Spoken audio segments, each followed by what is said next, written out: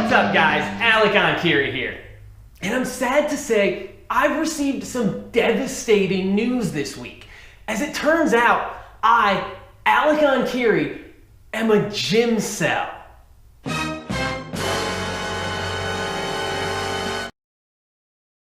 Now, when I initially received my diagnosis, I was both scared and confused.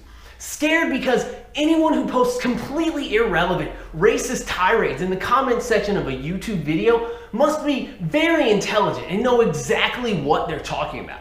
And confused because I've never heard that term before in my life, and I have absolutely no idea what unspeakable malady I'm afflicted with. See, I don't keep up with you kids and your crazy made-up words, so I consulted my good old friend Urban Dictionary to find out just what was wrong with me. And much to my chagrin, it turns out I'm an overcompensating virgin who lifts weights as a means of coping with the fact that I can't get laid or get girls to pay attention to me. Man, that was tough to hear. You know, guys, reality can be pretty damn harsh sometimes. And with this diagnosis, I really don't know what's gonna happen. I'm gonna have to call up all the girls I've slept with and tell them it was all just in their heads. Because according to the all-knowing racist YouTube commenter Multi-Dringus, I'm actually still a virgin. That's gonna be really fucking awkward. Anyway, I'm gonna go hit the weights now and see if that cheers me up a little bit. I'll catch you guys next time.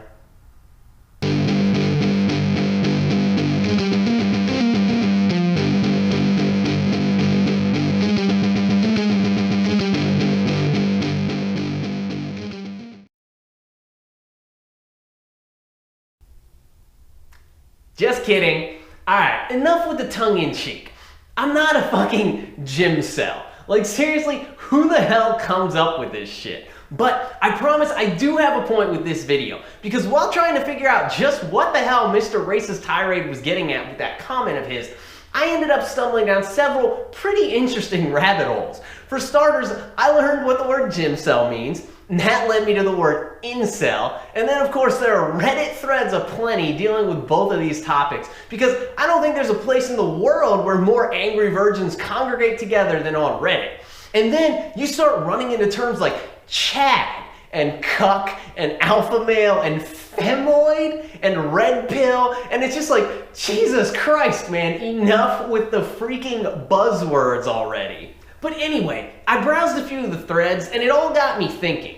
I look at something like that, you know, the weird memes, and just some of the thoughts that those people have that you can't possibly believe someone actually wrote down and published onto a public forum. And to me, and I'm sure many of you will feel this same way as well, it's outwardly hilarious to get a glimpse of that sort of behavior and those thought processes, but only because they're so far removed from anything that would have ever even crossed my mind. And then what makes it almost funnier is the fact that essentially straight men who can't get women are banding together, forming a community, and taking solace for the fact that they can't get women in the arms of other straight men. And the result is the most ironic and probably most toxic thing I've ever seen in my fucking life. So on to the point, and being seriously serious now, if you're watching this and you find yourself agreeing with those deluded thought processes, or you consider yourself part of that community, please do yourself a favor and get the fuck out.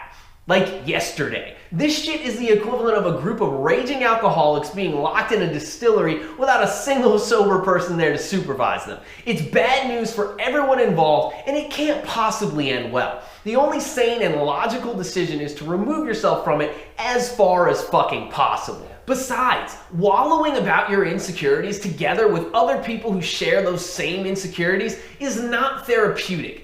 Even if you think it provides some sort of temporary catharsis, I promise you the long-term effect will be a negative one. In therapy, the therapist acts as an impartial and unbiased guide and sounding board, allowing you to vent frustration while ensuring you stay reeled in along a healthy and positive course towards resolution. This shit, on the other hand, is just a bunch of crabs in a barrel, man. They're all just gonna drag each other down so they can all get boiled alive together. And if you find yourself falling victim to these sorts of ideas, the best advice I can give you is to, one, first and foremost, take ownership of your life and your circumstances, and two, focus on improving yourself. It seems like the focal point of this entire ideology is simply an attempt to displace blame for their shortcomings onto others. They blame society or women or genetics or whatever. But the point is they don't take responsibility for their circumstances. And the problem with that is you can't change something that you've relinquished control over. So the first thing you have to do is stop blaming everybody else and everything else and take ownership of your life and the circumstances you find yourself in. This simple change in mindset can be incredibly empowering.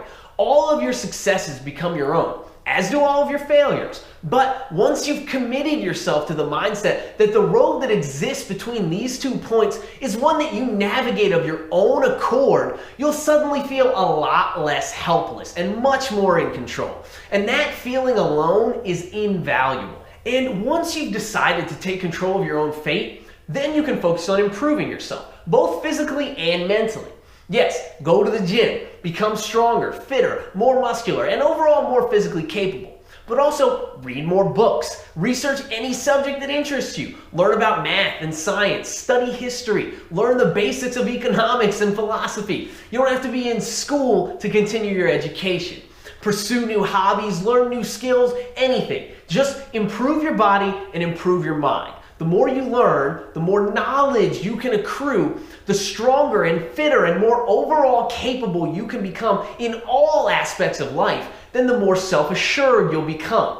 And as you become self-assured, you'll begin to project confidence. And other people will see and feel that confidence. And that will play itself out in their interactions with you, which will help you to develop more confidence until all your former anxieties and frustrations are a thing of the past. And it all starts with a simple change in mindset. The choice is completely up to you. Look, I generally try to avoid making videos like this, and I certainly won't make a habit of it, because it is absolutely not my goal to be some self-proclaimed pseudo-motivational guru. But in this case, after learning about this toxic subculture and putting 2 and 2 together, it became readily apparent to me that its ideas are actually quite prevalent, even here on YouTube, just based on many of the comments I see in passing, both on my channel and others. And a large portion of my channel's demographic is smack dab in the middle of the demographic that these sorts of ideas are targeted at. So I just wanted to provide an opposing viewpoint and a healthier mindset for those who are vulnerable to being preyed upon by these sorts of ideas and thought processes. And if you find yourself in that category, I truly hope you're able to take the advice in this video and use it to take something negative and spin it into a positive. It's always been my goal on this channel to provide you guys with practical, real-world advice when it comes to strength and conditioning. And when it comes to this topic, it's no different. And if this video topic is completely irrelevant to you, then, well, I apologize, but I hope you enjoyed the video anyway. And I think that's about all I got for now, guys. Please be sure to like the video, don't forget to subscribe to my channel, and definitely leave me some love in the comments down below. Also, if you're interested in online coaching, be sure to shoot me an email at enkiri.elite@gmail.com, and I'd be happy to pass some more information your way. Keep training hard, and I will catch you guys next time.